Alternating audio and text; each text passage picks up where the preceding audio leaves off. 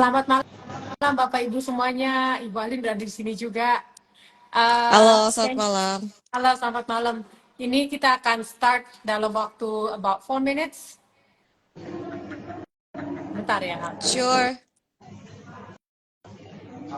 Malam Bu Ali. Malam, Mr. Charles. Padahal dia sama saya cuma beda ruangan aja. Cuma Beda saya aja ruangan nih aja beda ya. nih. Kayaknya. Bergema nggak ya, Bu? Eh, Suara agak saya dengan bergema Pak Charles tapi nabrak nggak? agak bergema tapi nggak mengganggu sih kalau menurut saya. Gimana Kalau kalau mengganggu? menurut yang lain? Boleh Uh, komen ya. Kalau ada kalau ada yang suaranya mengaum atau echoey, please dikasih info ke kita. Jadi kita akan shut the door. Oh Iya, ya. Oke, iya kayaknya perlu ditutup sih ininya. oke, sebentar ya. Mungkin bisa ditutup pintunya. Just close the door. Thank you. Oke, thank you everybody yang sudah ini kita mau udah datang, udah hadir. Kita masih ada 3 menit lagi karena mungkin masih ada yang pulang kantor atau lagi rushing for dinner. As promised kita akan mulai jam 7. Kita juga akan berikan waktu ya buat teman-teman yang lain yang belum bergabung. Ya Bu Yalin ya, it's okay right? Yes, sure. Saya juga sambil nyatat-nyatat. Oke, okay. Akan saya welcome Krisman PM ya, Jets Diary. Thank you for coming. Miss Effie, Kusadiatmo, welcome. Fernando, Apit, Susanti, Yuziex. Mungkin ada yang mau tulis komentar dari mana aja nih. Mungkin ada yang dari Jakarta Barat, Jakarta Utara, atau even outside Jakarta. Because IG kan bisa sampai kemana aja ya. Yes, that's right. Welcome. Halo semuanya. Welcome semuanya. Everybody udah pada makan, udah ready nih ya. Karena kalau perut kenyang baru bisa fokus. Kalau Indeed. masih lapar, susah fokus. That's true. Kalau udah kenyang enak deh kita. Wijayawi, welcome. Era, welcome. Mahes Warida, mungkin ada yang mungkin mau itu info, tulis saya dari mana, excited, mungkin udah boleh bertanya juga. Kalau bagi teman-teman yang sudah siap dengan pertanyaannya, mungkin ada yang sudah tulis atau get ready with the notes. Saya undang Bapak Ibu juga untuk lihat di box bawah, di bawah sebelahan dengan komen boxnya sebelah kanan ada kamera, ada gambar orang, ada gambar question mark. Nah, di situ saya minta kerjasamanya untuk taruh pertanyaannya di question mark itu. Karena kalau taruhnya di comment box, nanti pertanyaannya jadi ke scroll atas. Jadi saya nggak bakal bisa bantu untuk cari lagi, itu agak susah ya. Karena ini pesertanya rame banget. Udah 30 lebih. Jadi kalau ada pertanyaan boleh langsung ditulis aja. Tapi saya juga mohon bantuannya untuk bertanya pertanyaan yang berhubungan dengan topik kita hari ini. Supaya pembahasannya itu lebih dalam. Ya, jadi nggak ke kiri ke kanan menyimpang. Karena semua orang kan punya ekspektasinya tentang keuangan ya. So, taruhnya di box pertanyaan. But welcome, Sinchan, Danimus, Sylvia, Yanti. I cannot ini ya balas wave satu persatu. Ya banyak banget, banyak heart, banyak emoticon. One more minute, we will start. Julius, Ronggiar, Dadu, welcome. Edward Ping, Eka Freddy, welcome. Oke, kayaknya di jam saya udah jam 7 nih, Bu. Apa kita mau Ya, di saya juga start? udah boleh. Kita Oke, mulai let's aja. start. Oke, baiklah, mari kita mulai ya. Jadi selamat malam Bapak dan Ibu semuanya. Nama saya Leni dan malam ini saya akan menjadi MC acara tanya jawab IG Live tentang topiknya Mom and Dad I Want to Be Rich. Wah, ya.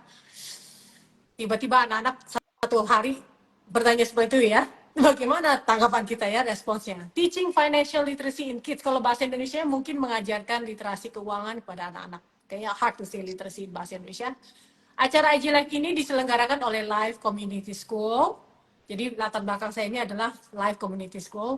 Live Community School merupakan sekolah dengan tingkatan SD sampai SMA di daerah Meruya, Jakarta Barat dengan metode pembelajaran individu. Kami percaya bahwa setiap anak itu diciptakan spesial, unik, berbeda. Dengan metode pembelajaran individu mereka bisa berkembang secara maksimal. So, acara malam hari ini definitely dipandu oleh kepala sekolah kami yang luar biasa, Bapak Charles Samuel Albert, yang bisa dilihat di Malam layar sebelah bawah itu. Itu adalah Pak Charles adalah seorang pendidik berpengalaman yang punya gairah yang besar dalam membangun generasi anak-anak Indonesia yang handal dan kompeten. Dan malam ini yang juga sangat luar biasa adalah kita tuh so privilege banget ya Bu. Hari ini kita kedatangan narasumber yang hebat, seorang certified financial planner dan TV news anchor, Ibu Alin Wiratmaja. Thank you Lobo for the time. Yes, Uh, my Thank you, Bu pleasure. Alin. for the special time. Tentu sebelum saya lemparkan semua waktu dan tempat ini kepada Pak Charles dan Ibu Alin, saya mungkin akan menjelaskan beberapa poin penting supaya audiens juga bisa tahu tata cara acara ini ya, supaya semuanya berjalan lancar. Mungkin nomor satu bagi para peserta yang ingin mengajukan pertanyaan, tadi saya sudah sebut, bisa dilihat box, ada tanda pertanyaan di sebelah comment box, di sebelah kanannya ada question box ya. Tolong ditulis pertanyaan yang berhubungan dengan topik kita malam hari ini, yang berhubungan di dalam question box, karena kalau dimasukin comment box nanti ke scroll pertanyaannya, saya nggak bisa bantu untuk memberikan pertanyaan kepada guest speaker. Dan kemudian kami juga mempunyai 2 surprise gift dengan nilai total dari 200.000 sampai dengan 8 juta rupiah bagi buat para peserta yang di penghujung acara ini. Surprise gift ini hanya berlaku untuk 10 peserta pertama. Syaratnya mudah sekali, peserta hanya perlu nomor 1 menyimak acara ini dari awal sampai akhir. It's always good untuk mengikuti acara dari awal sampai akhir supaya kita tahu nih jalan ceritanya seperti apa. Jadi kita nggak cuma ambil poinnya aja. Mencatat kode promo yang akan saya berikan di akhir acara ini. Dan yang ketiga, menjawab 1 pertanyaan mudah yang jawabannya juga diberikan dalam acara ini. So, harus disimak ya, from the beginning until the end. So, oke. Baiklah, kelihatannya semuanya udah 43 lebih nih pesertanya yang makin on more. Semua peserta udah nggak sabar menunggu acara yang dimulai. Saya serahkan langsung ya waktu dan tempat kepada Pak Charles. Silakan Pak. Ya, selamat malam. Terima kasih Ibu Leni. Can you hear my voice, Ibu Yes. Alin?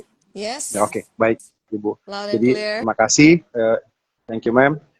Jadi malam ini saya akan mulai dulu dengan disclaimer seperti yang perlu kita sampaikan bahwa gelar bicara ini adalah sebagai pengetahuan umum dan tidak dimaksudkan sebagai saran keuangan tertentu.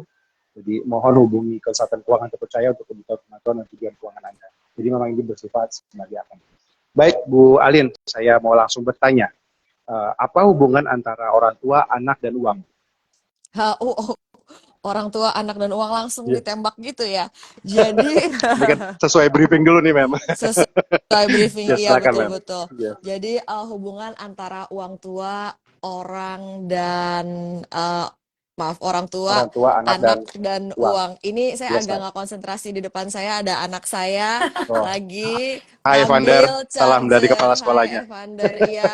Perkenalkan teman-teman, saya IG Live ini dengan sekolah anak saya. Mungkin a brief introduction dulu. Jadi anak saya suka banget sekolah di sini karena tadi seperti dijelaskan sistemnya itu self-paced study. Jadi anak-anak itu berkompetisi dengan dirinya sendiri untuk mencapai target yang mereka tetapkan sendiri.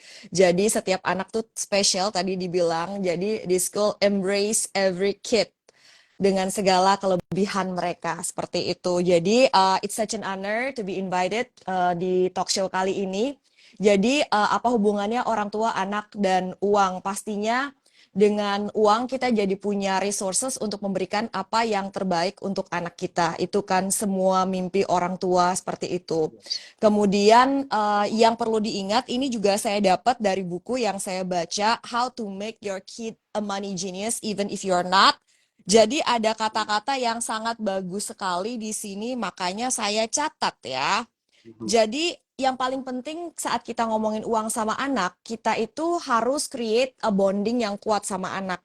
Kalau enggak, jadi penerimaannya tuh bisa kurang baik kayak gitu. Karena kita pengen kan bangun habit yang baik di anak, sama-sama orang tuanya juga sama-sama bergerak bangun habit yang baik dengan anak. Jadi tuh perlu trust atau bonding. Kalau misalnya nggak ada trust atau bonding yang kuat tuh nanti apapun yang kita jelaskan itu bisa dipertanyakan balik sama anak dan mereka belum tentu bisa terima dengan baik itu. Jadi penting untuk anak tuh trust dan bonding sama orang tuanya. Dan kemudian ada kata-kata yang bagus yang tadi saya bilang dari buku itu, don't expect your child to have money skills if all you've given him is money. Money is important tapi nggak bisa replace other quality yang di-expect anak dari orang tuanya. Seperti itu sih. Jadi kayak ngajarin uang tuh penting tapi nggak melulu uang tuh bisa gantiin apa yang dibutuhin anak kayak gitu. Itu Mr. Charles Ini sebagai memang pembuka. memang pertanyaannya simpel ya, Mem. Tapi ternyata pertanyaan simpel ini harus dimengerti punya dasar yang kuat. Dasar yang kuat, hubungan Iya. itu ternyata bicara dengan financial itu tidak hanya uang, tapi ada bounding, ada trust. Nah, Mem, bisa nggak misalkan kita bicara tentang hubungan orang tua, anak, dan uang ini, bounding seperti apa sih, Mem? Tentu dengan pengalamannya ya, ketika membangun kepercayaan anak bahwa, lo ini loh, Mami ada uang 10.000, bagaimana you spend it in a day atau apa, gimana? Oke. Eh, Mr. Charles nanti kalau ini suaranya dideketin kurang aja kencang ya. biar suaranya lebih kencang. Suaranya kurang Saya ulang jelas, ya, Pak. Mem. Ya, Oke. saya juga. Oh, ya. Ini gugup soalnya sama Bu Aileen, seperti saya Enggak di lah. interview sama But that's the fact, Mem. Jadi ini yang saya mau bangun adalah ketika pertanyaan ini kan very simple, Mem. Apa hubungan antara orang tua, anak, dan uang? Tapi tadi ketika Bu Aileen sampaikan bahwa sebenarnya uang itu memang belajar uang, tapi bukan uang yang dipelajari, tapi ada poin-poin tertentu seperti bounding yang kuat, trust, sama habit. Nah, dari pengalaman Mem sendiri, bisa nggak dikasih gambaran yang lebih, maksudnya konkret, jadi bisa melihatnya bahwa trust itu seperti ini loh ketika ada perubahan anak. Apakah kasih uang itu harus dalam jumlah besar uang atau apa? Karena bonding sama trust dan habit itu kan mungkin perlu disamakan persepsi ini, maksudnya dalam arti kata yang Mem punya pengalaman. Jadi lebih ke kualitas hubungan sama anaknya sih kalau saya bilang. Jadi kan setiap orang tua itu kita bukan ngomongin soal quantity waktu ya, tapi quality dari setiap interaksi dengan anak kayak gitu. Jadi apa yang kita lakukan anak itu bisa nangkep niat baiknya apa kayak gitu. Contohnya nih, misalnya anak yakin oke, apa yang dilakukan orang tuanya itu adalah untuk kebaikan dirinya karena sudah ada bonding yang kuat tadi. Jadi seandainya nih orang tuanya jadi tidak bisa membersamai anaknya sesering atau sebanyak waktu yang orang tuanya mau, tapi anaknya bisa mengerti, oh orang tua saya saat ini sedang bekerja supaya kami bisa mencapai cita-cita kami sebagai family kayak gitu. Jadi anaknya tuh punya pengertian kayak gitu. Jadi bisa orang tuanya juga tenang dalam bekerja, anaknya juga bisa mengerti seandainya mungkin orang tuanya tidak bisa luangkan waktu lebih banyak. Termasuk saat misalnya orang tua misalnya menunda, misalnya anak-anak macam-macam ya, ada anak-anak yang tergila-gila dengan pesawat misalnya, ada anak yang tergila-gila dengan anime, ada anak yang tergila-gila dengan sesuatu apalah di luar sana yang itu bisa jadi harganya kalau mereka koleksi itu lumayan gitu. Misalnya orang tua ingin ngajarin anaknya delayed gratification, bahwa untuk ingin sesuatu tuh nggak harus saat itu juga instantly akan bisa didapat meskipun orang tua sangat cinta sama anak. Karena apa? Misalnya orang tua ingin mendidik anaknya untuk belajar menunggu, merencanakan, dan misalnya saving atau contribute untuk membeli sesuatu yang anaknya inginkan ini tapi nilainya besar kayak gitu. Nah, kalau ada trust atau bonding yang kuat di antara anak dan orang tua, misalnya penundaan keinginan anak itu bukan dianggap sebagai unfulfilled promises yang akan menciptakan luka batin kayak gitu loh, tapi anaknya tahu, oh saya lagi diajak untuk belajar sabar kayak gitu, bahwa oke, memang harus seperti ini, saya harus nabung dulu untuk dapat apa yang saya mau, jadi saya bisa lebih appreciate kayak gitu. Jadi kayak kalau bonding antara orang tua dengan anaknya enak tuh, masukin message apapun ke anak tuh akan lebih enak diterima, ya nggak sih?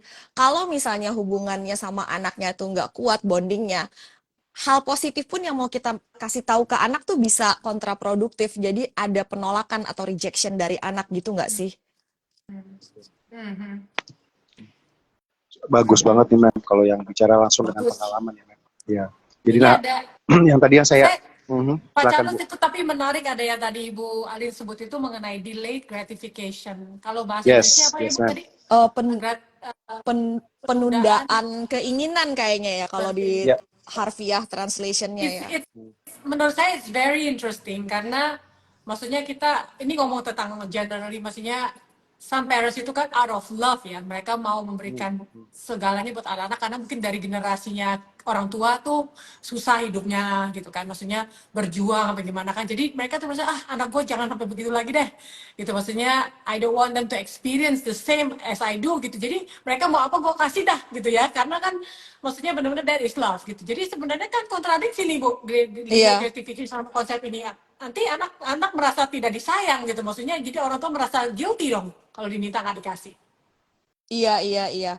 Jadi memang kayak generasi kita mungkin yang sekarang punya anak usia SD tuh boleh dikata generasi milenial akhir mungkin ya beberapa dalam status sandwich generation mungkin juga saya kira generasi kita ataupun generasi sebelumnya itu cukup berat perjuangannya ya beda dengan anak-anak sekarang. Mereka perjuangannya juga berat tapi mungkin uh, di generasi mereka sendiri kayak gitu ya. Pasti tiap generasi itu karakternya beda-beda. Kita pasti pengen kasih yang terbaik buat anak, tapi kita juga mau bekali anak itu istilahnya kan katanya kesuksesan orang tua mendidik anak itu adalah saat orang tua tuh tidak dibutuhkan oleh anak saat mereka mandiri ya kan. Wow. Kalau anak kita butuh Iya, kita iya. terus sampai dia usia mandiri berarti kita nggak Betul, sukses betul. dong. Dan Betul, mungkin itu betul. secara tidak sadar Mm, kita apa ya bisa jadi tuh kalau kita enggak apa ya enggak alert atau enggak misalnya senantiasa minta hikmat dari Tuhan kayak gitu biar kita tuh diingetin terus dalam ekspresi kita cinta terhadap anak tuh mendidik juga kayak gitu. Misalnya at least anak kita bisa take care apa yang jadi kewajiban dia gitu ya. Itu juga sih yang sedang saya upayakan kayak gitu. Kalau boleh sedikit cerita kayak gitu. Misalnya nih, saya 5 bersaudara ya. Anak pertama dan kedua dibesarkan dengan full energi orang tua, kedisiplinan orang tua gitu. Begitu anak ketiga, 4, 5 kendor. Jadi kayak ini anak yang ini kayak diperlakukan macam kayak prince gitulah. Jadi nggak ngapa-ngapain lah waktu mereka masih kecil. Butuh makan apa ada yang sediain.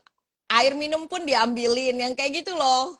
Bener-bener mungkin orang tuanya juga udah capek ya karena udah kan begitu anaknya 3, 4, 5 muncul udah usianya tambah senior juga, tenaga udah berkurang, kedisiplinan sudah berkurang. Jadi tuh sementara yang ini ditempanya ya ampun keras banget anak satu dan kedua kayak gitu ya. Memang hasilnya beda. Satunya yang didisiplinin, 1, 2 didisiplinin, 3 dan 4 itu terlalu woles gitu. Akhirnya ya beda sih dari sisi independensi. Mohon maaf adik-adikku sekalian yang aku sayangi. Memang beda gitu hasilnya. Jadi ya begitulah. Jadi kita mencintai dengan mendidik.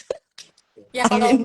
kalau kita bisa sebut mungkin itu karena terlalu cinta itu kadang-kadang kita mengambil hak daya juang hak mereka untuk berjuang. Jadi suami saya suka ngomong jangan mengambil hak mereka untuk berjuang karena mereka juga berhak untuk belajar berjuang dalam hidup. Jadi kalau kita semuanya berikan pada mereka tuh kita nggak ngajarin mereka untuk berjuang dalam hidup karena life is tough. So like you say ya, kayak misalnya Iya, kalau kita jadi udah makin tua, kalau kita anak makin tua masih bergantung sama kita, berarti kita sudah oh no. iya, harapan kita kan mereka bisa take off gitu kan, terbang dengan Betul. sayapnya gitu kan, menuju apa yang jadi cita-cita mereka. Amin, kita bisa melihat anak-anak kita nanti pada bisa mengejar cita-citanya terbang dengan independen. Oh ya, saya tuh suka cerita kemana-mana ya. Jadi delayed gratification itu salah satu quality yang sangat penting dan menentukan dalam pencapaian tujuan keuangan. Gak cuma buat anak-anak, buat orang gede juga. Jadi kayak antara apa yang kita inginin kita harus bisa menahan nih kalau memang ada tujuan finansial yang lebih penting untuk kita perjuangkan sebenarnya. Contoh pribadi saya gitu. Kalau misalnya saya terlalu konsumtif saat ini karena kan saya boleh dikata investasinya telat ya, bukan dari usia awal kerja 20-an baru ngerti investasi di usia 37 which is baru beberapa tahun belakangan ini. Jadi I have a lot to catch up. Jadi misalnya kalau mungkin momi-momi lain udah bisa santai, beli apa yang mereka mau. Saya nggak bisa kayak gitu, harus banyak tahan diri karena kemarin-kemarin enggak invest dengan optimal waktu usia masih muda kayak gitu. Jadi masih ada yang diperjuangkan. Jadi harus bisa menahan keinginan dan anak saya tahu mamanya dan papanya menahan keinginan untuk demi memperjuangkan Evan kayak gitu. Yay. Thank you, Bu, for sharing. That's Thank good. Very good. you. Thank you. Banyak hal yang kita pelajarin nih, Mem. Nah, terus nanti nih, Mem, ada pertanyaan berikutnya. Jadi setelah kita tahu hubungan antara orang tua, anak, dan uang, perlunya bonding, perlunya trust, perlunya komunikasi yang baik. Nah, terus ada pertanyaan, kenapa penting sih mengajarkan anak-anak tentang uang, apalagi di usia dini? Karena banyak sekali persepsi di luar sana yang ajarin uang itu nanti dia tunggu besar. Padahal sebenarnya kalau tahu lebih awal itu sangat mudah untuk mereka nanti kedepannya lebih matang seperti tadi kan ya. Ketika kita tahu hal-hal informasi instrumen keuangan seperti investasi, kita tahu lebih mudah, itu kan kedepannya akan lebih baik. Tapi pertanyaannya adalah kenapa perlu mengajarkan anak-anak tentang uang? Apalagi mungkin untuk usia-usia dini, sedini mungkin saat di level SD atau apa. Menurut pengalaman Mem Aileen seperti itu gimana? Iya, saya pas untuk IG Live ini kan saya bikin satu posting soal uang saku, ada yang komen gitu di awal-awal tapi udah dihapus komennya. Dia bilang anak kecil diajarin uang nanti matre kayak gitu. Mungkin ada pemikiran kayak gitu, nanti anaknya dikit-dikit uang, apa-apa dinilai dari sudut uang, nanti apa-apa uang terus kayak gitu. Ada ketakutan seperti itu kan dari beberapa orang tua. Tapi setelah saya baca-baca research kayak gitu terkait dengan hal ini, bukan masalah pembelajaran uangnya itu yang salah, tapi kalau itu dilakukan dengan cara yang kurang baik atau salah, nah itu bisa jadi ada lebih banyak efek negatifnya. Tapi kalau kita melakukannya dengan baik, itu manfaatnya jauh lebih banyak akan diterima oleh anak-anak. Kan ada satu hal yang sangat penting dalam investasi, itu adalah waktu. Yang mana kita nggak sekaya anak kita. Anak kita saat ini lebih kaya dari kita. Kenapa? Mereka lebih muda. Waktu mereka, harapan hidup mereka lebih panjang. Jadi ada lebih banyak waktu untuk investasi ini compounding buat anak kita kayak gitu. Misalnya kan investor paling terkenal di dunia Warren Buffett mulai investasi saham umur 11. Kalau anak kita belum 11 dan udah mulai, berarti kita udah curi start dong istilahnya. Kalau anak kita konsisten nanti kayak gitu kan mereka bisa menikmati hasilnya. Jadi kalau buat saya tuh yang masalah keuangan nih, kita semua udah tahu kan teorinya ya nggak Mister? Yang susah tuh apa? Habit kan, konsistensi. Nah, gimana kalau kita habit ini kita bangun bareng-bareng sama anak kita dari anak kita masih kecil. Jadi mereka punya habit yang bagus tanpa apa ya. Jadi struggle misalnya soal self control, mungkin ada beberapa orang dewasa yang masih find it hard untuk self control dalam artian spending, misalnya compensate perasaan lagi sedihnya atau lagi perasaan lagi down di compensate dengan belanja kan ada, dan belanjanya tuh misalnya impulsif akhirnya mempengaruhi kestabilan keuangan. Nah, orang dewasa pun masih ada mengalami kayak gitu. Nah, kalau misalnya anak kita bisa kita bangun habitnya ini, jadi bukan cuma soal habit keuangan. Menurut saya habit keuangan tuh sangat dekat dengan mental well-being. Jadi kalau misalnya kita bisa bangun ini bareng-bareng, itu anak kita will thank us later gitu, karena we have built this habit in them. Kayak misalnya self-esteem, kalau kita bisa bangun dari sekarang, itu anak kita menikmati, nanti sampai gede itu akan mempengaruhi dia. Kemudian juga soal self-regulation atau self-control, itu kan juga penting banget untuk fondasi keuangan anak. Jadi sifat-sifat yang tadi delay gratification itu kan bisa kita bangun dari mereka kecil kayak gitu. Kemudian habit untuk make their best effort atau hard work gitu. Oh, uang itu di ATM bukannya ada terus-terusan, bukannya itu mesin ajaib ditaruh kartu ngeluarin uang.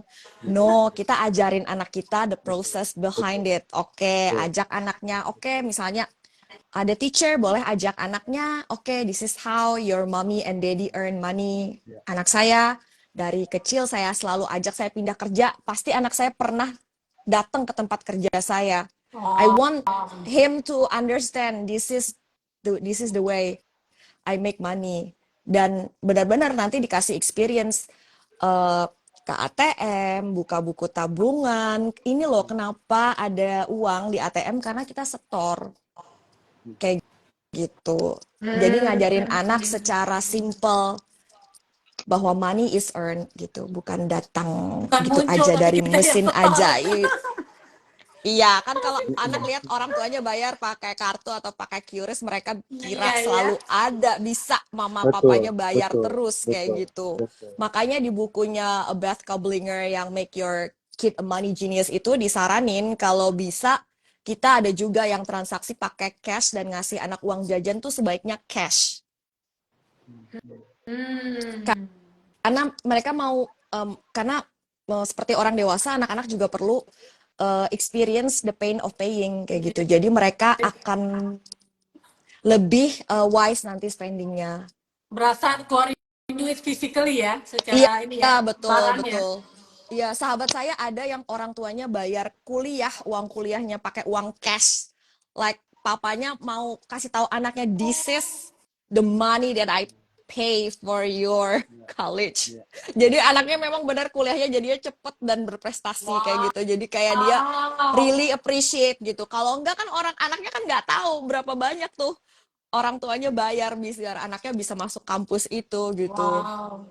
Iya, iya. Wow. Ini ada pertanyaan dari Miss Noni ini ya. Bicara delay gratification, bagaimana kalau dengan uang saku anak? Bisa nggak dipakai secara cara tersebut atau apa uang jajan itu emang udah hak anak? Nah, itu tergantung kesepakatan sama anak. Jadi dibilangin di buku yang Make Your Kid a Money Genius ini bahwa it's very personal to each family. Jadi tergantung kayak dinamika dan omongan sama anak kayak gitu. Jadi setiap family mungkin punya policy masing-masing berdasarkan value family itu. Misalnya contohnya sih soal uh, uang jajan itu sendiri misalnya bisa didiskusiin. Saya ada bikin postingannya juga, ada di akun Instagramnya Live Community School juga, bisa didiskusiin uang jajan ini untuk cover apa sih, kayak gitu.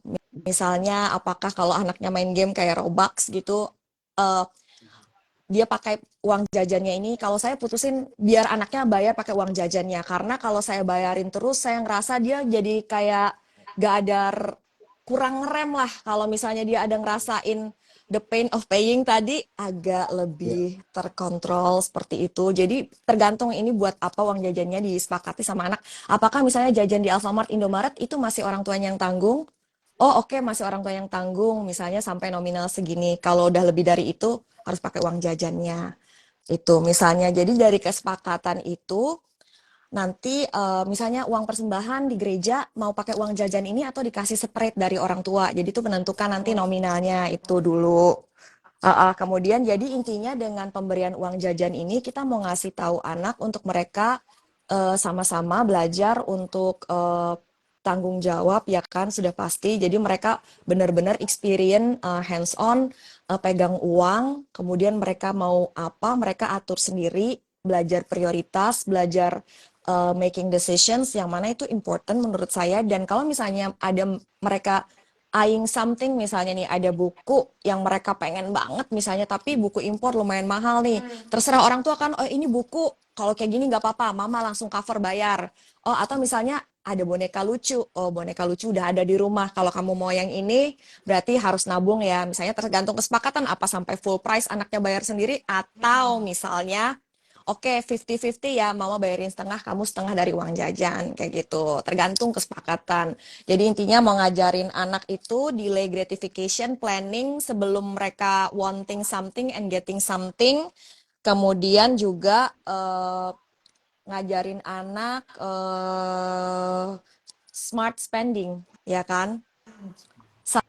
Sama intinya dari uang jajan itu seperti yang ditulis oleh buku ini adalah 3 jars, saving, spending, sharing. Jadi kita sebagai orang dewasa kan juga kayak gitu kan, kita a saving for our futures and also financial goals. Kemudian kita juga spending wisely supaya kita bisa achieve our financial goals, dan kemudian kita sharing karena kita pengen jadi berkat buat sesama kayak gitu. Jadi lewat uang jajan ini nggak cuma ngajarin delay gratification tadi, tapi juga ngajarin money in general sih. Kayak waktu itu saya pernah ngobrol juga sama Noni kayak gitu, terus Noni bilang 3 jars ini, iya berarti kita sama baca bukunya eh, Make Your Kid a Money Genius itu. So, Nih, kalau begitu ya Mr. Charles ya, tiga yes ma'am. jars itu berarti ada spending, ada savings, ada sharing now. Yang mana dulu? Yes ma'am. Yang mana dulu? Karena kan ada 3 jar, yang mana dulu nih? Tuh. Savings dulu, atau apa spending dulu, atau sharing dulu, yang mana diprioritaskan?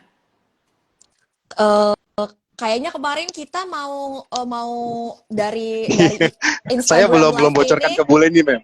Oh belum, boleh di-spill nggak? Belum bocorkan. Boleh, ma'am. Boleh banget, Jadi ma'am. Boleh, ma'am.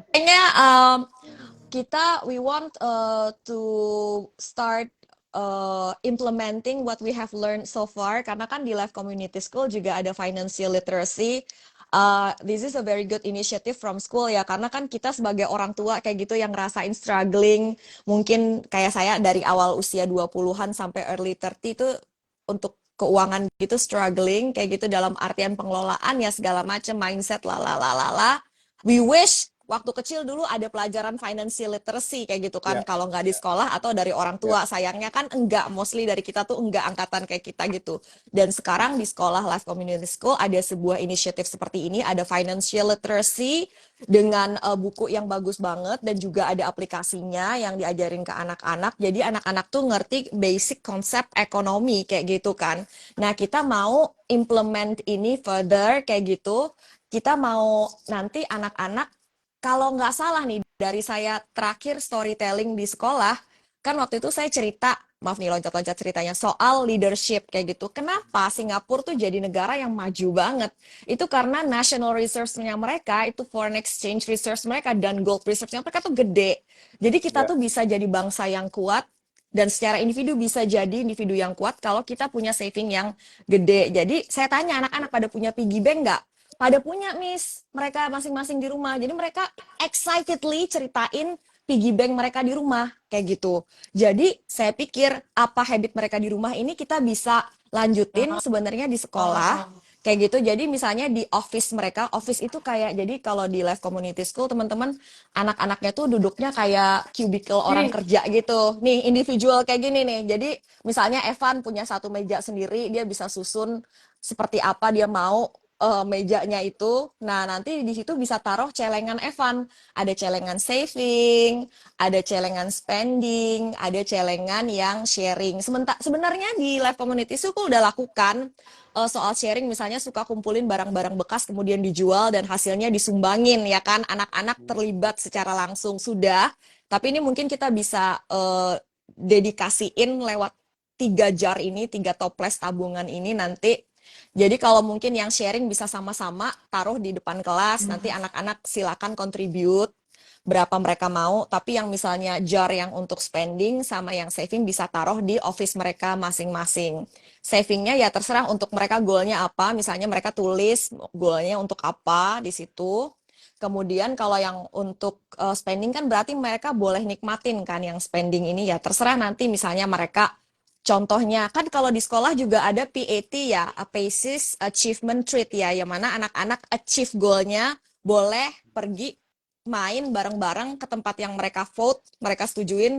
Nah, sebenarnya kan selama ini tuh orang tuanya tuh yang bayar PAT tuh. Nah, sebenarnya tabungan yang spending ini tuh bisa tuh buat biaya PAT mereka. Nanti orang tuanya tinggal nambahin sisanya berapa. Jadi kayak anaknya kan effort kan, udah effort ngerjain ininya, PACES-nya, nanti effort juga mereka untuk nabung yang buat mereka spend ini. Jadi harapannya anak-anak dari early on mereka punya konsep, oh untuk menikmati hidup yang well balance kayak gitu. Rich dalam artian di sini adalah balance kayak gitu ya, holistik gitu ya konsepnya, hidup yang penuh bersyukur, kita bisa memenuhi kebutuhan kita, kayak gitu bisa mencapai tujuan finansial kita.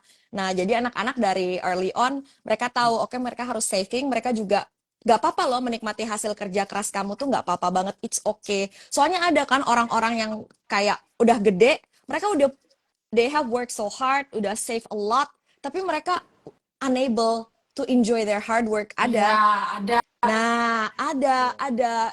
Nah, kemudian ada juga yang mungkin find it hard to share. Jadi emang anak-anak di sini bukannya divorce, jadi berdasarkan keikhlasan hati mereka sendiri. Makanya yang untuk yang sharing itu taruh aja di kelas. Jadi itu milik mereka sama-sama. Nanti mereka misalnya bisa pergi ke satu tempat yang mereka mau sharing sama siapa. Misalnya mau ke panti jompo atau mau beli buku buat ditaruh di library buat anak-anak di misalnya tempat pembuangan akhir kan ada sekolah tuh buat anak-anak yang anak-anak pemulung misalnya mereka mau pergi ke sana, mau beliin buku, mau beliin alat tulis, itu kan bisa sama-sama gitu untuk kos yang mereka suka kayak gitu, yang mereka mau. Jadi I think it can be apa ya implementasi yang uh, nyata gitu dari apa yang kita pelajari ini kayak gitu. Sebenarnya Mr. Charles, ibu-ibu lain udah ada yang ngomong juga untuk entrepreneurialnya gimana gitu. Nah sebenarnya kan di sekolah juga beberapa parents kan emang entrepreneurs juga. Mungkin nanti next phase-nya kita bisa kayak kolaborasi sama other parents untuk kayak uh, anak-anak tuh udah ada yang emang punya entrepreneurial drive kan. Sebenarnya udah ada juga beberapa kali kegiatan di sekolah mereka bisnis apa gitu. Mungkin nanti bisa lebih diinkorporasi lagi dengan real life experience dari orang tua yang emang mereka entrepreneurs gitu. Next one tuh Mr. Charles as our Itu principal. memang. Proyeknya banyak, Tapi DPR-nya banyak. ya, tapi Mr. kita Charles senang ini Mem Leni. Ini akomodatif salah terhadap satu, ide-ide. dan kita punya parents dan anak-anak itu memang luar biasa. Mem. Jadi kalau boleh jujur, sebagai kepala sekolah di sini saya bekerja dengan sangat mudah karena orang-orang itu sudah punya pemahaman, pengetahuan yang luar biasa. Dan kembali lagi dengan visi misi sekolah ini bukan promosi tapi memang real visi misi kita punya. Kita mau memberkati Indonesia lewat anak-anak kita, Bu.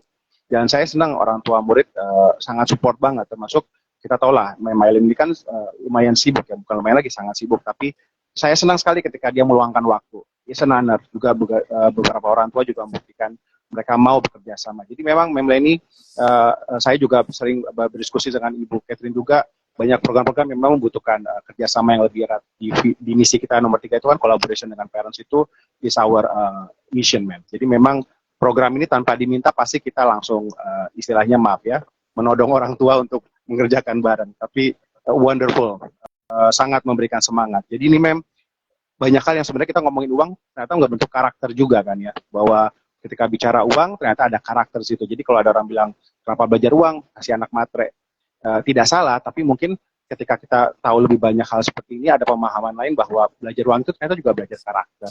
Bagaimana dengan uang yang ada bisa mengatur anak itu punya konsep yang lebih baik lagi untuk menata masa depannya. It is very good pemikiran ya, notion. Jadi harapan saya ini akan terus kita lakukan.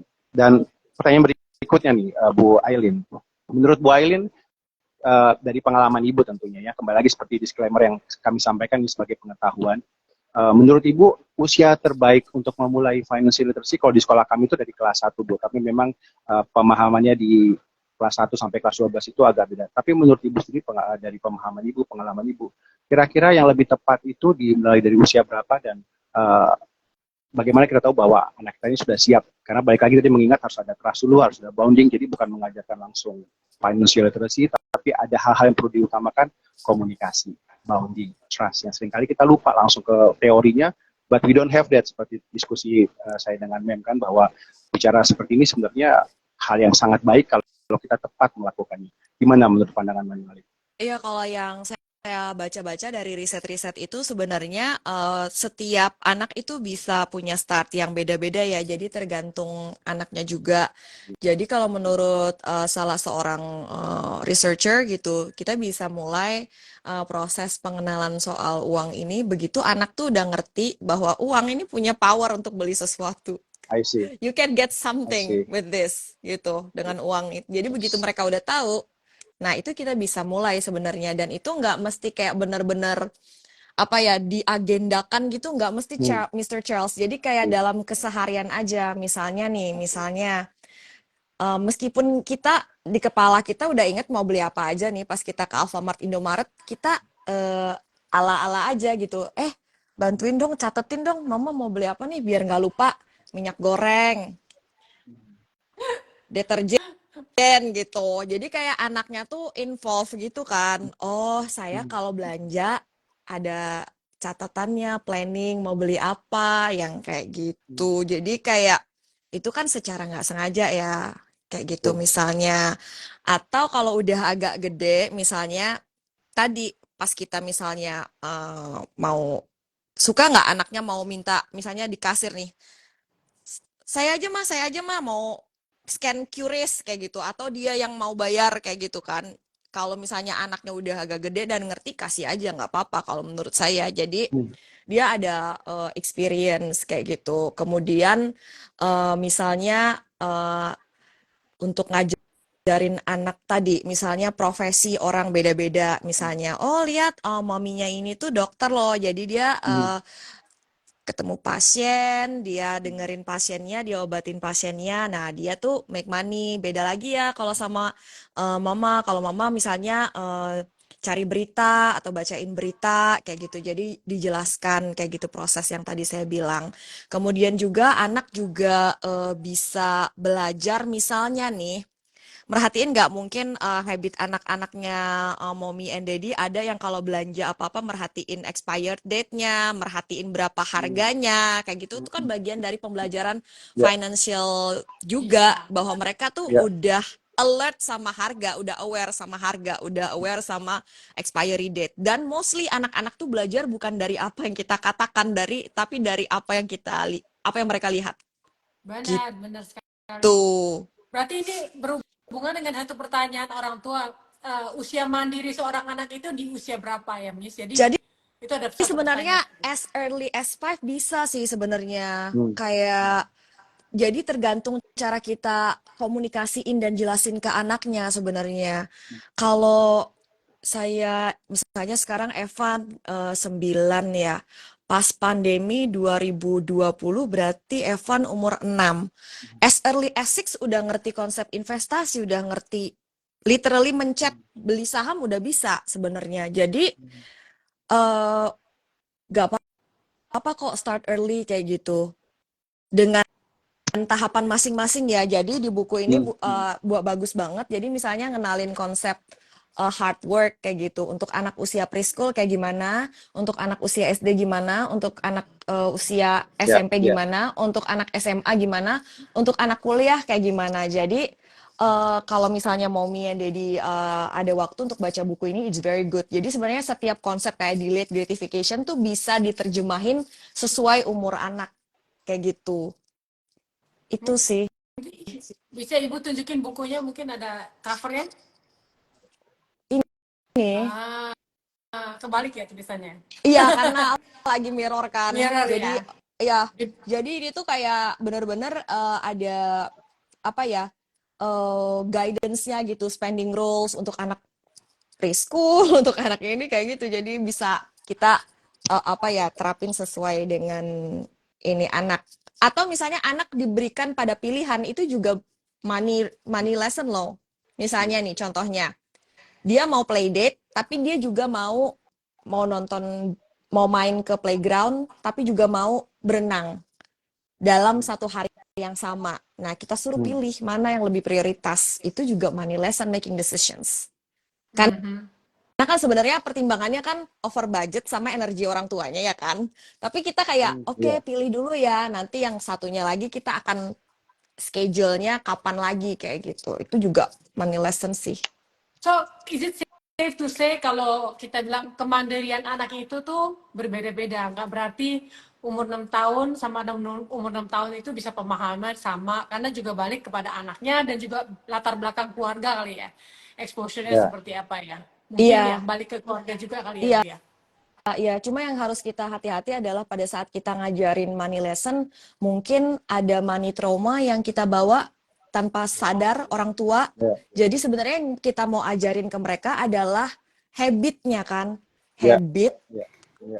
sebenarnya habit yang secara universal itu bagus untuk mereka, nggak cuma untuk habit keuangan. kan kayak delayed gratification, hard work, planning, kayak gitu kan itu secara general kan emang bagus kalau anak punya Bagus. self control, self regulation kayak gitu. Dan termasuk juga di financial sebenarnya kan itu. Jadi eh, kadang-kadang ada yang terlalu keras dulu di kota saya inget ada satu bapak-bapak nih, bapak-bapak saya heran juga, anaknya cewek, masih usia SD, dia tuh mampu, anaknya tuh disuruh jualan di pinggir jalan dengan alasan biar tahu Hmm. uang, biar tahu hidup tuh kayak gimana. Well, I think that's wrong.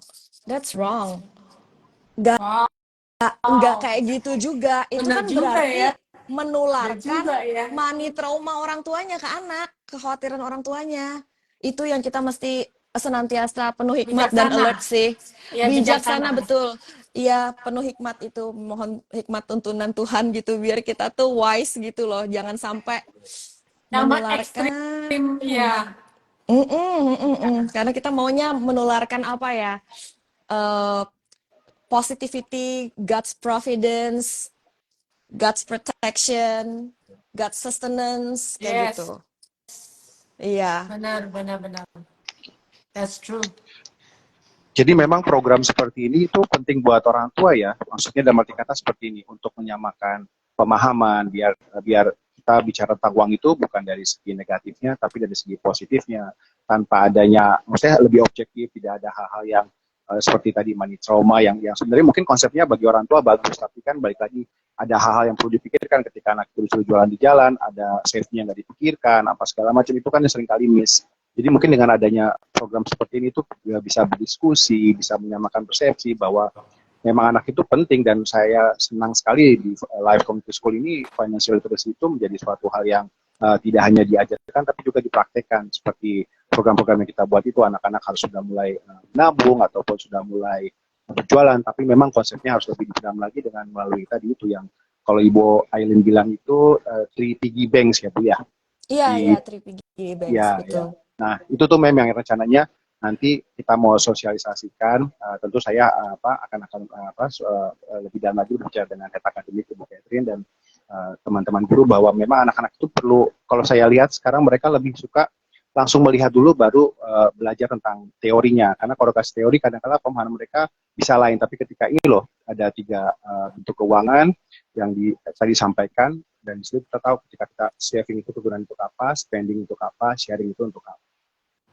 Iya, jadi sifatnya voluntary aja ya. Jadi nominalnya Yes, berapa juga masing-masing betul, tuh personal Sukarela, saya bilang. betul, sukarela. Betul, betul. betul. Karena esensinya Karena yang mau buat dibangun ngajarin habitnya anak ya, men ya. ya Betul, alokasi aja, betul, tahu menikmati, betul, tahu menabung, tahu berbagi menjadi berkat kayak gitu. betul.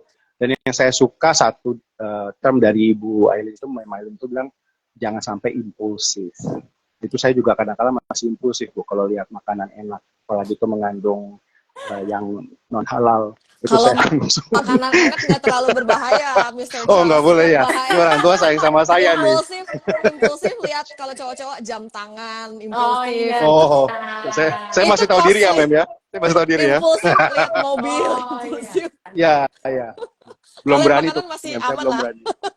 Kalau makanan boleh lah Pak, boleh. Ya, Boleh lah. ya. Tapi hari ini nggak pakai baju astronot karena makanan saya punya lingkar perut agak tinggi nih memang. Kayak tadi boleh ditanya kenapa nggak pakai kamu punya baju astronot? Sorry karena perutnya ini lah kebanyakan makan babi.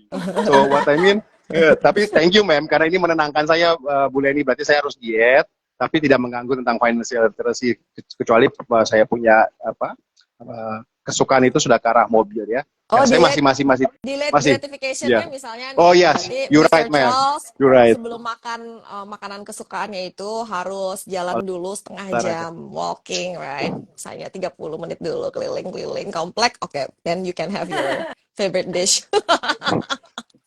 Cool Mem, cool. Nah memang seperti harapan kita kan dengan adanya program ini memang kita mau memberitahukan kepada orang tua dan anak juga bahwa kedepannya ini financial literacy sudah menjadi hal yang lebih dalam lagi kita mau perkenalkan karena terakhir kita bicara itu anak-anak pemahaman financial literacy itu sangat bagus kan di usia anak-anak kita di level kelas SD saja itu mereka sudah ngerti tentang mata uang ASEAN, bagaimana uang itu dipakai untuk ditukarkan. Luar biasa pemahamannya. Bahkan saya pikir mereka banyak baca dari koran yang saya pikir anak sekarang sudah kurang paham atau kurang suka. Tapi ternyata di sekolah ini luar biasa dan kembali lagi itu memang tidak jauh daripada peran orang tua. Jadi sekolah ini hanya memfasilitasi membuat anak yang ada itu menjadi lebih baik lagi dan tapi orang tua itu sangat mendukung dan itu yang membuat lebih baik kita punya karakter anak-anak. Nah, Bu, sekarang yang jadi pertanyaan saya adalah ketika tadi ada contoh yang Bu Elin katakan ketika mendidik anak itu dengan bawa ke Alfamart ya. Nah, apakah seperti itu harus dipersiapkan dulu sama orang tua? Jadi ketika akan mengajak anak itu sudah tahu skenario-nya ataukah tidak perlu? Maksudnya ya udahlah kita kesana ya udah tahu kan membelanjakan karena kan mungkin hal-hal seperti ini kan kembali lagi kita mau bangun bonding, trust sama komunikasi yang baik. Nah, itu menurut Bu Elin gimana? Ajak kemana, maaf? Ke Alfamart Bu Elin tadi untuk belanja. Oh sorry, nggak menyebutin brand ya. Sorry maaf. Nggak apa-apa, nggak apa-apa. Saya juga sebut-sebutin tadi. Tapi harus sebutin juga kompetitornya. Jadi kita adil. Ya. Saya suka belanja Alfamart, Indomaret. Iya. Nah, intinya adalah, yes ma'am. Ya mungkin Yes, maksudnya boleh begini, nih. bagaimana kan tadi Ibu ada ngomong mengenai tentang belanja, ajari anak begini-begini ya, nggak usah sebut merek. Tapi mungkin lebih kepada bagaimana sih mulainya. Oh, Bagaimana kan ini maksudnya kan dalam awareness stage ya. Jadi anak tuh awareness kan baru menyadari dibukakan pertama kali kan. Jadi pas secara practicality-nya itu bagaimana sih mulainya ngajarin anak itu to be aware of it gitu. Maksudnya apakah Yes. lewat games lah atau lewat Ya.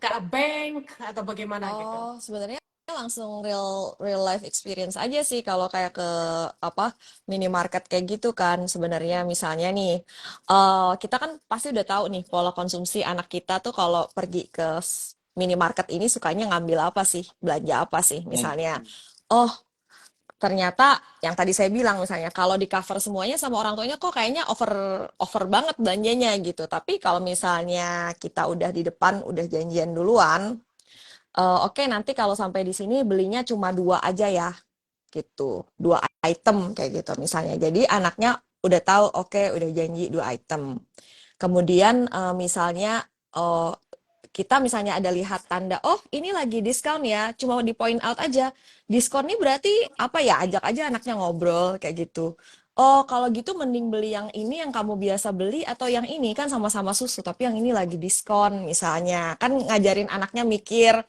terserah dia mau ngambil yang diskon apa enggak tapi paling enggak kita ajak ngobrol lah dia tahu kayak gitu misalnya kemudian bisa belajar juga soal eh, kayak kita tuh kan sebagai konsumen kan behavior kita tuh dipengaruhi kadang-kadang dari trik-trik marketing kan misalnya kalau buat kamu nih lebih mending mana diskon 50% atau beli bayar 1 dapat 2 kayak gitu itu ya contohnya atau misalnya tanya dia kenapa kamu pilih susunya yang ini kenapa apakah dia pernah lihat iklannya di YouTube ataukah gara-gara dia lihat temennya minum susu yang ini atau dia emang iya saya sukanya yang ini emang yang ini tuh gimana gitu jadi dibikin dia kayak sadar atas gimana caranya dia sampai punya keputusan untuk belanja yang ini gitu itu kan kayak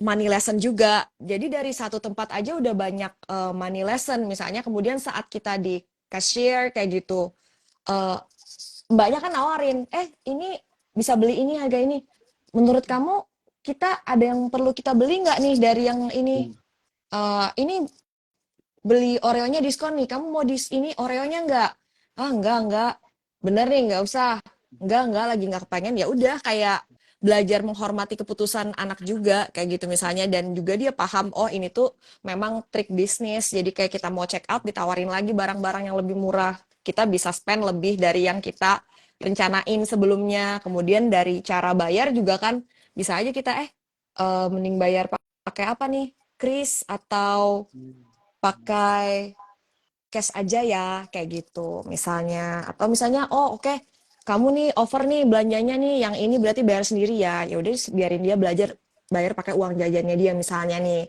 ngambil 3 item ketiga dia bayar sendiri kayak gitu misalnya itu sih salah satu pembelajaran yang bisa kita dapat sama kalau misalnya tiap anak tuh beda-beda ya ada anak yang dia tuh masuk toko mainan tuh aman terkendali banget. Ada anak yang nggak terkendalinya kalau di, mohon maaf sebut mereknya, misalnya Time Zone kayak gitu, atau Amazon gitu. Itu dia tidak terkendalinya kalau di game arcade gitu. Jadi untuk hal-hal begini kita harus di depan nih, sepakatin biar nggak drama pas di lokasi kayak gitu. Loh, Nanti kalau game itu berarti masuk ke online game juga dong, Bu? termasuk online game juga, tapi ini kan Oh, kalau kita ke mall ya, kan ada anak yang misalnya kalau dia lewat Toys Kingdom, itu dia nagging. Dia mau beli ini sampai misalnya drama nih, kan unnecessary drama on location kayak gitu. Ada anak yang dia masuk Toys Kingdom nggak apa-apa, dia nggak ada kepengen beli apa-apa. Itu contohnya Evan. Tapi dia cenderung excitednya kalau di game arcade kayak Time Zone. Jadi misalnya udah direncanain cuma isi segini, tuh anaknya, "Shh," katanya. Ya, direncanain tadinya ngisi cuma segini jadi tambah lagi kayak gitu. Nah, itu kan kayak harus disepakati tuh biar kayak Ya, ya, mengurangi friksi dan juga ya. drama di betul, lokasi. Jadi, betul. oke, nanti kalau kita ke sini kita cuma sampai segini aja ya. Udah habis gitu, nggak boleh lagi gitu. Jadi kayak kesepakatin dulu sampai anaknya oke, iya, baru. Jadi untuk mengurangi itu nagging di lokasi. So, sebenarnya jadi pembelajaran mengajarkan anak itu sebenarnya everyday ya. Kita di Iya, mana ngobrolin, kita di mana bisa ngambil hikmatnya tuh dari keseharian ya. Kada maksudnya Betul, ya asal orang tuanya tuh wah ini good, ini itulah hikmat ya. betul. Ini nih good, ini gue bisa ajarin anak gue ini nih. Ya aku bisa ngajarin ini pasti ada satu apa aku mau kemana diajak anaknya. Sekalian quality time, sekalian bonding, sekalian dapat pelajarannya juga ya. Iya, Ya Bu sama ya. kalau pas lagi ngobrolin soal uang yang terlalu sensitif atau misalnya ada kemungkinan orang tuanya beda pendapat, usahain jangan denger anaknya. Kayak iya, kadang-kadang kan kita nggak sadar ya, kalau misalnya yang mereka overheard itu bagus, ya nggak apa-apa. Iya kan? Kalau Ya pas betul. lagi overheardnya yang nggak pada harusnya dia konsumsi, nah itu nanti takutnya kan kita nggak tahu apa yang dia iya, serap, kayak gitu. Takutnya Salah nanti ya paham. gitu deh, jadi itu close door aja. Tapi anak tuh ya banyakan tuh belajar dari apa yang mereka lihat sih. Jadinya kita misalnya ngajarin anak kita untuk terkendali kayak gitu. Tapi kita juga jangan offended ya. Misalnya anak kita point out something yang menurut mereka nggak sesuai sama kita omong. Misalnya, mama juga kebanyakan beli Iya. makeup gitu. Makeupnya masih banyak kayak gitu. Iya, harus diterima iya, gitu. Itu Iya. iya, iya, iya, keberhasilan setuju. ajaran Momi dan Dedi Iya, semua. iya, iya, iya. Jadi harus mau Iya sih. dikoreksi anak juga gitu. Saya selalu bilang sama suami saya sih bang, anak-anak itu adalah refleksi kita. They are our Iya, reflection. We are iya, mereka tuh itu cermin kita tuh adalah diri mereka sih. Jadi memang kita juga harus bisa menerima input dan mengakui jika kita juga salah or nggak sesuai dengan omongan. iya, Saya jadi iya, sebenarnya ingat ya Bu ya, anak saya kan udah umur 22 dan 20 ya. Jadi waktu kecil saya suka ngajarin mereka kan main-main monopoli. Tuh waktu monopoli kan juga ada bertahap tuh Bu ya, kan ada yang kecil banget ya kan, makin they grow with you kan monopoli games. Terus di endnya itu pas mereka mau udah mulai SMA, kita main itu loh, Robert Kiyosaki punya cash flow game, so funny. Itu lucu banget. Walaupun jadi main kan mengenai tentang cash flow kan and all that. Saking kita sering main board games di rumah, all kinds of board games, all kinds. Sampai mereka tuh setiap kali temen datang mereka ajakin main board games. Jadi main board games termasuk cash flow game ini lucu sekali. Itu di dalam board game itu kalau kita kocok dice-nya terus dapat anak tuh, misalnya congratulations, kamu mendapatkan satu anak kan. Berarti kan kita gajinya, misalnya kita gajinya sebagai apa, manager atau kita dokter Oh, kan, oh. berkurang kan, karena satu anak tuh expense. Jadi mereka suka bercanda antara iya, mereka, ya kasihan banget sih bro, katanya, kasihan banget sih bro, lo punya anak, makan tuh anaknya kemarin banyak-banyak. Jadi mereka lucu banget, membuat mereka tuh sadar gitu, oh ternyata membangun keluarga itu tuh perlu duit loh, nggak cuman iya, jatuh cinta, nggak Hmm, cuman like married, tapi benar-benar semuanya iya. tuh perlu dihitung lah. Itu juga saya bilang wow, that's a lot of lesson dari satu board game. iya, Yes. iya benar, indeed. Lucu banget. Berarti bisa tuh Real. Mr. Charles anak-anak nanti main monopoli. Gak Wah, usah main mem, board games yang cash flow itu kan untuk advance. Advance itu untuk Tapi down. dari main monopoli itu mereka bisa belajar banyak loh. Jadi salah satunya ya, saya kalau main monopoli sama Evan suka kalah. Mungkin satu faktor hoki dan dia lebih agresif untuk akuisisi aset. Jadi dia tahu Ya, punya aset lebih banyak tuh bisa dapat stream of income, rent lah, ya, ya kayak gitu. Jadi itu dia akuisisi asetnya masif kalau main monopoli. Sebenarnya tuh bisa lihat karakter anak lagi dari main yes, Ya, monopoli. ya, ya. yes, bisa Iya, lihat iya. anak-anak. Itu sebenarnya kalau board game cash flow itu juga ada versi anak. Seperti Monopoly itu ada versi yang dia ada yang expert, intermediate sama beginner juga. Monopoly juga ada untuk anak-anak punya sih. Jadi it's very dapat bunga lah, dapat all that, masuk ke bank lah and all that. So it's really really fun. Iya, iya, very Uh, interesting. how about Oh going ya, to the bank? Oh iya, going to gimana the Bu? bank Silakan. ya. Tadi mau ngomongin itu. Jadi contohnya misalnya nih, kalau misalnya possible, tapi kalau yang saya sudah lakukan sama Evan sih, misalnya kan ada piggy banknya nih. Piggy banknya udah penuh, kita ajak tukerin ke minimarket. Minimarket kan suka tuh kalau ada yang nukerin uang Ya, pecahan. silakan. Jadi dia dapat uang 50 ribuan, uang 100 ribuan. Nah, nanti ini dibawa ke bank. Kayak kita minta buka tabungan, kan bisa tuh pakai ID orang tuanya. Ya, Tapi bisa. ada nama anaknya Yes, juga. Jadi dia kayak ada sense of belongingnya juga. yes, Ada nama anaknya di buku tabungan, ada nama orang tuanya. Mereka dapat kartu ATM juga. yes, Dan mereka kayak ngerasain apa ya, real yes, experience kayak gitu, pergi ke bank. Itu kan kayak ngasih mereka boost of apa ya, confidence kayak, oke, saya adalah anak yang bisa kok urusan kayak gitu kan. Kayak ngantri lah, belajar antri, kemudian ketemu sama customer service, kemudian dikasih tahu cara pakai ATM kayak gitu kan. They learn a lot from it. Oh, ini rahasia ya pinnya kayak gitu. Jadi itu juga bagus sih pelajaran itu. Jadi mereka ngerasain dari uang pecahan dimasukin ke bank jadi digital kan nih, uangnya mereka tuh digital jadinya. Nah, ya. itu saya kira itu bagus juga sih. Waktu anak saya SMP, saya udah masukin mereka ke bank ya. Kalau saya SMP 1 atau berapa. Jadi Mm-mm. mereka ya kan karena kalau ada certain bank saya nggak sebutin brandnya, tapi mereka punya produk yang parent sama Mm-mm. anak bisa berbareng. Jadi atas nama saya tapi co-signing lah ya sebutnya ya. Iya, Jadi betul. mereka ATM-nya mereka juga. Jadi saya masukin uang saku mereka di ATM di bank rekening itu. So Oh, mereka oh. belajar I only give you this much, you have to, maksudnya you mesti atur kayak gitu. Ini jangan Mm-mm. keluarin terus kalau misalnya sampai bokeh gitu. If you're broke, I'm sorry gitu. Maksudnya you just nggak spend enough kan gitu kan. Nah, di buku ini juga dikasih tahu anak-anak tuh perlu ngerasain gimana rasanya kalau mereka istilahnya kehabisan uang saat mereka mau sesuatu. Jadi they have to experience it. See, this is why you need to manage your money and spend it Ya, wisely. Nih, kalau ya, misalnya lagi broke, nggak enak kan? Lagi pengen sesuatu tapi ya. nggak ada uang. Kayak Yes. exactly what you said, Miss Leni. Kayak mereka tuh harus ngerasain kayak gitu. Nggak enak ya. Jadi mereka nggak akan ke situasi itu lagi. Yes, Jadi mereka make yes. sure ada sisanya uangnya gitu. Lucu banget. Ada yang bertanya ini tentang bagaimana cara bijak mengelola uang THR, angpau anak, apa uang THR anak boleh dipakai orang tua, Wak? Maksudnya apa tuh, saya nggak ngerti. Waduh, jangan sih. Jadi Waduh. coba momi-momi, dedi-dedi refleksi. Mengingat kembali pengalaman masa kecil. Misalnya tabungannya dijebol orang tua. Ingat nggak? Saya masih ingat loh. Ya kan? Ah, Bahkan kadang jebolnya tuh untuk hal yang innocent gitu. Contohnya, anak saya masih ingat dan point out, papanya nggak punya uang buat parkir, diambil dari jarnya.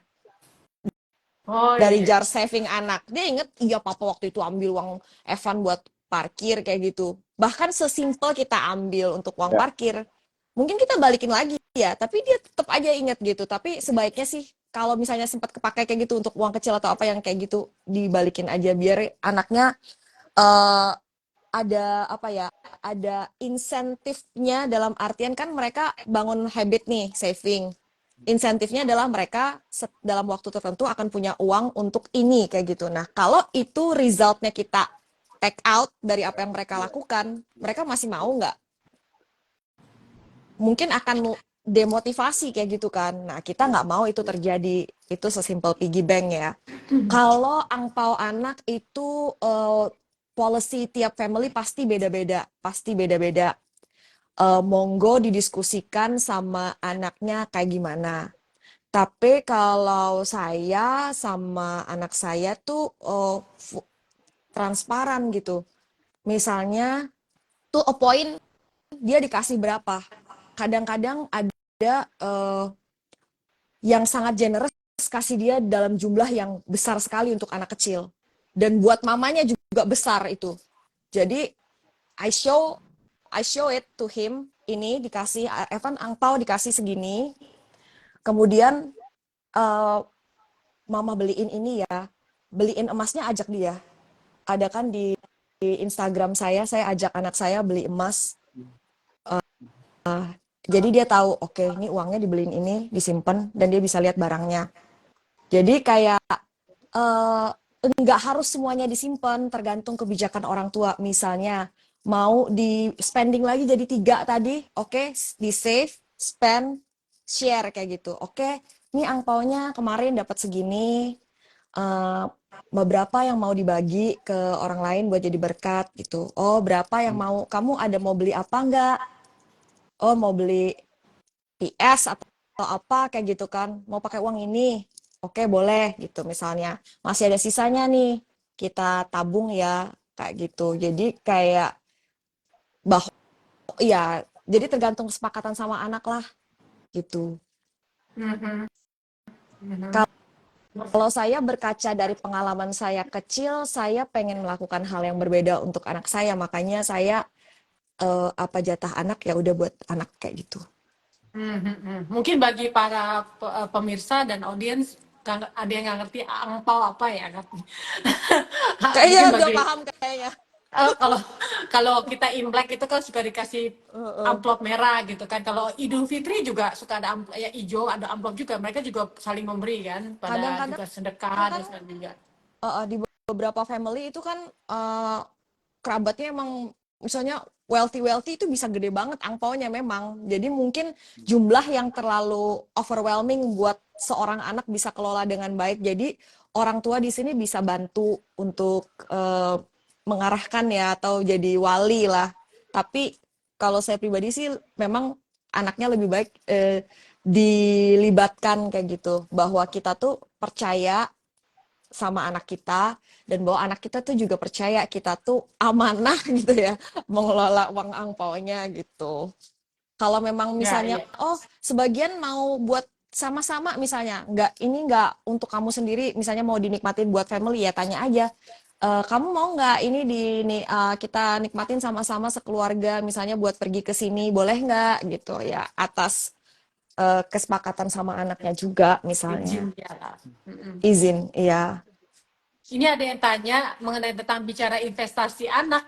Apakah ada tips Bu untuk hal ini? Apa investasi yang cocok buat anak tuh apa sih dan bagaimana memulainya? Investasi yang cocok buat anak adalah investasi yang orang tuanya dan anaknya paham. Jadi kan anak bisa paham kalau orang tuanya paham. Jadi jangan invest di orang tuanya tuh kurang paham di instrumen itu, dan juga orang tuanya misalnya nggak yakin atau nggak trust di investasi itu, ya jangan. Jadi kan misalnya nih, setiap orang tuh kan pasti beda profil risikonya. Ada orang yang nggak apa-apa naik turun investasinya, karena over the time, in the long term, kalau emang kita pilih fundamental yang baik, misalnya saham nih ya kita percaya dalam waktu yang panjang, jangka panjang, itu akan tumbuh gitu. Tapi kalau ada orang yang saya nggak suka saham, saya nggak suka lihat merah-merah, harganya lagi turun, saya nggak bisa nyaman. Masa udah taruh duit di situ, bukannya tambah banyak, berkurang, kayak gitu misalnya. Ya jangan gitu, what works for others belum tentu juga works for us. Jadi find what works best for your family gitu. Jadi misalnya, saya nggak mau saham, saya maunya yang aman-aman aja gitu. Misalnya mau ditaruh di bank aja juga nggak apa-apa, kan sekarang banyak deposito yang fleksibel ya, yang kayak dia kasih imbal hasilnya lumayan tapi juga bisa ditarik sewaktu-waktu kalau emang dibutuhkan. Iya, jadi nggak apa-apa misalnya mau taruh di situ, atau misalnya mau reksadana juga macam-macam ya berdasarkan profil risiko. Yang paling risiko rendah tuh reksadana pasar uang kayak gitu. Misalnya, oh mau ditaruh di reksadana pasar uang aja, atau oh nggak apa-apa ini untuk long term, taruh di reksadana saham. Saham juga, tapi dipilihin kan oleh manajer investasi. Jadi kita beli produk itu di dalamnya udah ada banyak macam saham. Nah kayak gini tuh intinya sih kita pilih investasi yang kita paham dan kita nyaman taruh uang di situ. Gitu sih. Jadi harus harus yang terregulasi dan berizin dan kita paham cara kerjanya investasi itu kayak gimana. Kalau sekarang udah banyak juga yang udah pasti 100% aman karena itu diterbitin oleh negara, dijamin oleh negara 100%. Tuh misalnya kayak SBN Retail, surat berharga negara. Itu kan ada 4 macam tuh, macam-macam tanggal penerbitannya.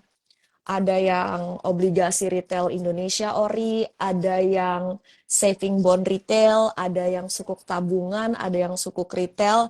Jadi kalau beli itu, kita pesan itu, kita dapat imbal hasil sesuai dengan kupon, itu udah pasti setiap bulan akan ditransfer ke kita. Itu juga bisa jadi pembelajaran yang bagus sih buat anak. Misalnya, oh oke, ini mama beliin SBN retail yang ini ya, kemarin tanggal ini mama pesen. Nanti setiap tanggal, misalnya setiap tanggal 15, dia akan kirim uang nih ke rekening kamu yang ini. Nanti pas itu ditransfer, nanti beneran tuh tanggal yang sama tiap bulan akan keluar tuh kuponnya tuh ditransfer ke kita. Kasih lihat ke anak. Nah, ini kemarin uang angpau kamu kan kita beliin ini nih, ada kuponnya nih. Gitu. Jadi bisa lihat. Itu contohnya. Beda-beda sih. Jadi find what's suitable for you gitu. Kalau itu yang saya pede yakin ngasih tahu ke pemula, ke yang udah experience tuh adalah SBN retail karena itu low risk banget. Modalnya sama imbal hasilnya dijamin sama negara. Selama negara kita berdiri, tenang aja gitu. Nggak akan kenapa-kenapa, itu investasi akan kasih itu. Nanti kalau setelah tanggal tertentu kan dia jatuh tempo tuh, dibalikin seluruh modalnya, dan sebelumnya kita udah menikmati kupon kan. Ada yang misalnya 3 tahun jatuh temponya kayak gitu. Selama 3 tahun berarti 36 bulan, setiap bulan kita dapat kupon atau imbal hasil dari investasi awal itu. Nanti di masa akhir jatuh temponya balik semua modalnya. Nanti ajarin anaknya reinvest lagi ya, kayak gitu. Bisa catat, dicatat dong itu ya. Itu Catat, Mem. buat kita juga itu. Iya. Ini Itu pokoknya paling akan safe. jadi seri ya, Mem ya. SBN retail paling safe momi-momi ya. Karena kan saham is not for everyone lah. Iyalah. Iya. Ada yang bertanya nih, tapi di luar topiknya sedikit, karena tadi masih membahas tentang uang jajan. Ada yang bertanya kalau mereka, bukan pertanyaan sih sebenarnya, cuma satu statement yang mengatakan kalau kesepakatan kami di rumah adalah uang jajan itu adalah hasil jeripaya anak itu bekerja dan membantu mungkin di rumah kali ya maksudnya. Itu Oh, bukan pertanyaan, I guess it's a statement. statement. Ya, saya kira setiap family pasti ada Ya. pertimbangan sendiri ya. Setiap family pasti ya. Jadi kalau di buku ini dibilang kalau emang untuk sesuatu yang udah jadi kewajiban anak, misalnya nih, tiap family pasti punya kebijakan beda-beda ya. Ada yang misalnya, oke, anak umur segini udah bisa disuruh misalnya beres-beres paling nggak area mereka sendiri kayak gitu. Nah, apa yang sudah jadi kewajiban mereka tuh nggak perlu dikompensate dengan uang. Atau misalnya mereka ngerjain project di sekolah gitu, atau ngerjain homework gara-gara mereka belum selesai di rumah, di sekolah nggak selesai dibawa pulang ke rumah. Nah, kalau misalnya ngerjain homework nggak usah dikompensasi dengan uang, itu kan kewajiban mereka gitu. Jadi sesuatu yang udah jadi kesepakatan keluarga itu adalah household chores yang harus dikerjain anak, nggak usah dikompensate. Jadi kan beda-beda pasti kan, kayak keluarga tuh mau ngasih tahu anaknya belajar apa dulu nih gitu di rumah, ngerjain apa dulu nih gitu misalnya. Nah, itu nggak usah dikompensate. Contohnya yang bisa dikompensate adalah misalnya ngebersihin mobil itu bukan household chores yang jadi tugas anak ini. Tapi kalau dia kerjain, dia bisa earn extra, bisa earn uang gitu. Ya kalau Evan tuh contohnya mijetin mamahnya. Jadi itu kan bukan tugas Evan mijetin mamanya yang pegel. Kalau dia mijitin, dapat uang ekstra. Jadi dia suka kalau dia lagi mau beli apa, short of money, dia suka tiba-tiba, Mama mau Evan pijitin nggak? smart.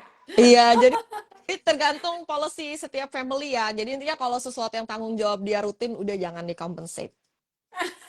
Jadi kayak misalnya bersihin kamarnya harus habis bangun tidur, beresin ranjangnya, atau oh kamar nggak boleh berantakan kayak gitu-gitu ya. Itu adalah kewajiban dia kan untuk sebagai apa seorang anak kan, tanggung jawab dia. Iya, iya, iya. Itu Tapi saya itu juga memang harus saya masih kompensasi. belajar ya, maksudnya belajar ya anak. Mungkin saya tuh termasuk orang tua yang agak manjain juga. Jadi saya tuh sedang belajar juga gimana biar anak saya tuh bisa lebih self-regulate and be more responsible kayak gitu in the house gitu.